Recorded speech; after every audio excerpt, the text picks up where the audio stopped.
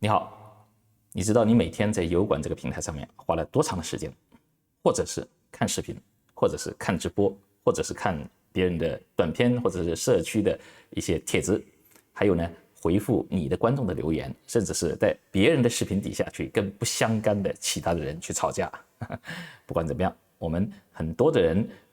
要么作为观众，要么作为内容创作者，都会有大量的时间花在油管这个平台上面。但是究竟每天平均下来多长的时间，可能很多人并没有去记录或者是跟踪这样一个时间你也许不知道，但是谷歌知道。我今天就告诉你，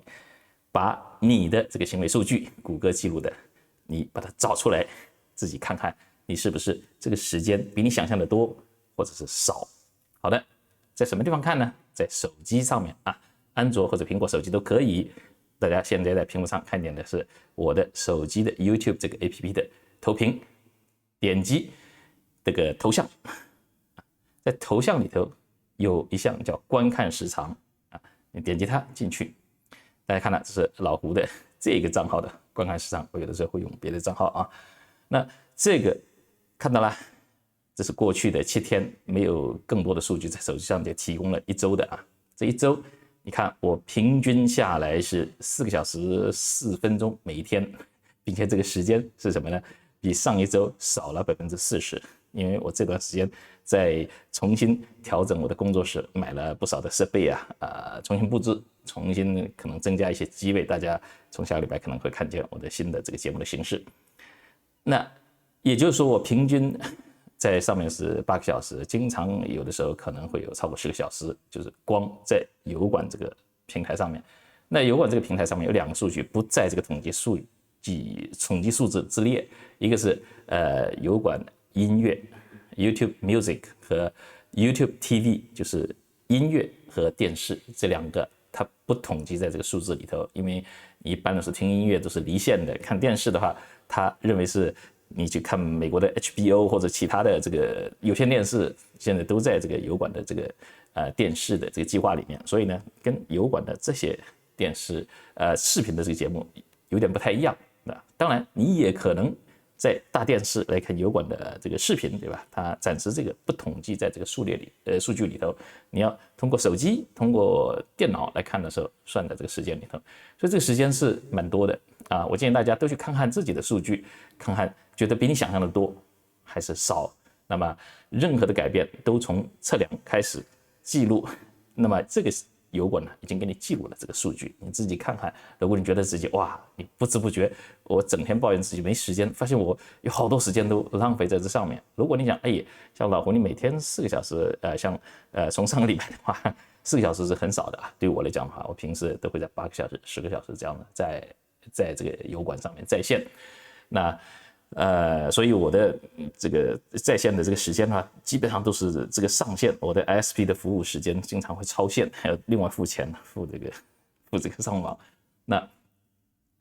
那有的人可能好奇在这边说一下，就是好奇你为什么每天有那么多时间来看这个视频？我不是每天有那么多时间来看，因为我的这个很多学员的作业就是提交在这个平台上面，所以我有其中相当一部分时间是在批改作业，通过这样一个东西。还有呢我会大量的浏览一些内容，因为我有好几个这个视频的屏幕，我有的时候在做一件事情的时候，那边也在浏览一些其他的视频，所以呢，我的这个时间会跟别人不太一样并且你考虑一下子，我绝大部分的视频都是2倍速度、3倍速度这样的观看的方式，所以我每天是要看大量的视频，非常非常多所以这个不是讲我比别人都厉害，因为我靠这个吃饭，我就干这个东西的我在电脑面前一天10个小时以上是不是最近的事情，是很多年了。我从事电脑上工作的话，我在前面时间都非常非常长，这个不是一个健康的生活方式。大家不要向我学习，在这个方面应该多运动，多到户外去做节目，最好到马路上去做节目，到这个公园里头去做节目在运动当中用这个运动相机去拍节目不要像我这样子老气横秋的蹲在这个房间里头。那这个非常重要的一个数据，我估计很多的人都没有注意这个数据。那么如果你想改变自己的行为方式，更健康的生活的话，要从这个数据开始看始，控制自己这个时间。那谷歌提供了一点点这个工具给你比如说提醒我休息一下。你看，如果你把这个开关打开的话就会讲每隔1小时15分钟提醒我一下，2小时这个20分钟，你这个地方可以自己设置多长时间，你提醒一下，它就会有个消息跳出来讲你已经看了1个小时10分钟了。如果你给自己每天定的时间只能看2个小时15分钟的话，那就到那个时候就关掉这个应用。当然还有其他的手机上面的管理工具，它可以把整个这个应用就锁起来的，超过了2个小时15分钟，你整个就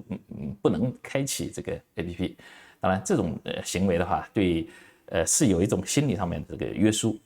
你如果想看的话，你是还有好多办法可以看到，对吧？所以这个其实不是一个强制的东西，更多的是心理暗示，我要开始改变行为。所以呢，这是一个辅助的一个提醒，就像很多人去加入一个英语学习的打卡群一样，大概意义就是这个样子